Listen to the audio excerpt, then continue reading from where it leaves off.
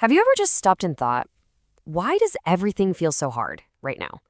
I mean, we're living in a world that's supposed to be easier, faster, and safer than any other time in history. And yet so many of us are more stressed out than ever. It's this huge paradox, right? Well, today we're going to get into the nitty-gritty of why that is. We're going to explore why this new kind of future stress is literally changing your brain. So let's start with what I call the modern overwhelm. This really gets to the heart of it, doesn't it? Why, in a world that's objectively safer, do we all feel so anxious? I mean, this was the deal, right? This was the promise of progress. All this technology, all this innovation, it was supposed to free us up, make life simpler, more secure. That was the dream we were all sold. And yet, here we are. And for so many of us, the reality feels like the complete opposite. Instead of feeling liberated, we feel buried. Instead of feeling calm, we're just constantly swimming in this feeling of being overwhelmed. And if that hits home for you, trust me, you are so not alone. And it's not just a simple feeling of being stressed, is it? It's this weirdly specific cocktail of feelings. It's that sense of numbness, like you're just going through the motions. It's that background hum of anxiety that you can't even pin on anything specific. And oh my gosh, the exhaustion. A tiredness so deep that a full night's sleep doesn't even touch the sides. So that's the big question, isn't it? What is actually going on inside our heads? Because this isn't just a mood, and you're not just imagining it. There is a real biological reason for all of this. Let's pull back the curtain and see what's happening. Okay, so this brings us to the absolute core of the problem. Your brain was essentially built for yesterday. There is a massive mismatch between the ancient hardware we're running in our skulls and the modern world we're trying to navigate. Just look at this. This chart says it all.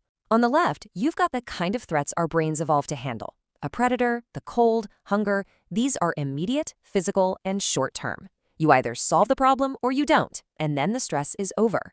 But look at the right side. Our modern threats, they're totally different. They're abstract, they're constant, and they never really go away. And this is the absolute kicker. This is the most important thing to understand.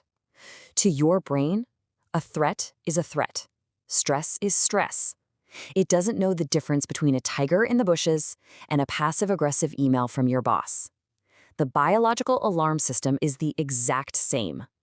So, because your brain can't tell the difference between these ancient and modern threats, your internal danger system gets stuck on overdrive. It's like the alarm is just always on. So let me introduce you to the main character in this story, the amygdala. Think of it like your brain's super-sensitive smoke detector. It's brilliant. It's designed to go off loud and fast at the first sign of real danger.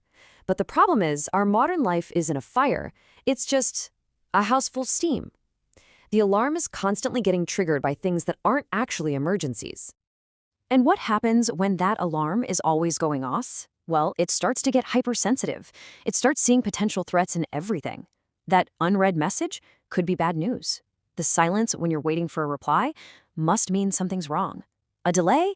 Disaster. Even your own spiraling thoughts can start to feel like a predator chasing you. And the result of all this is a nervous system that is just simmering, constantly in a low-grade state of fight or flight. You're always a little bit tense, a little bit jumpy.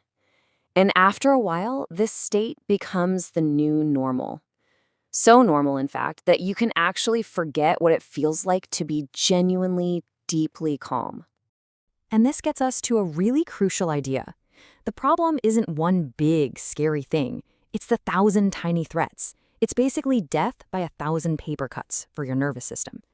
You know, here's the funny thing about our brains. We're actually amazing at handling huge singular challenges. We can rise to the occasion, we can face a big crisis.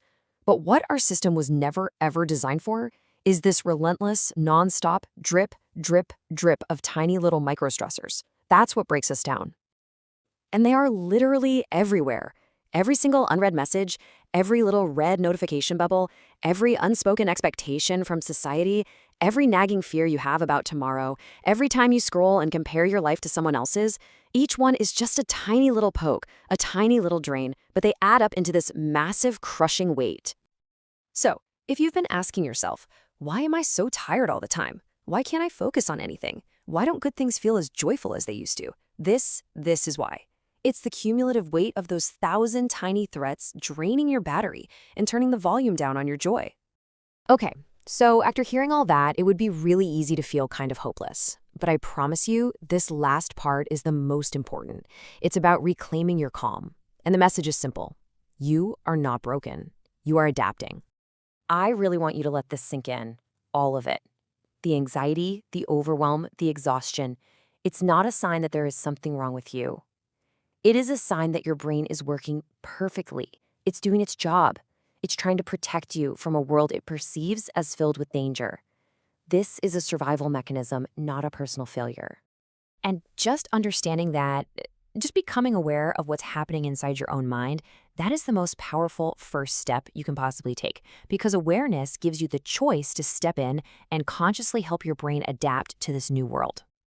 So, what can you actually do right now? Well, it starts with something so simple it almost feels silly. Let's just try it for a second. Wherever you are, just slow down. Take one conscious breath in and let it all the way out.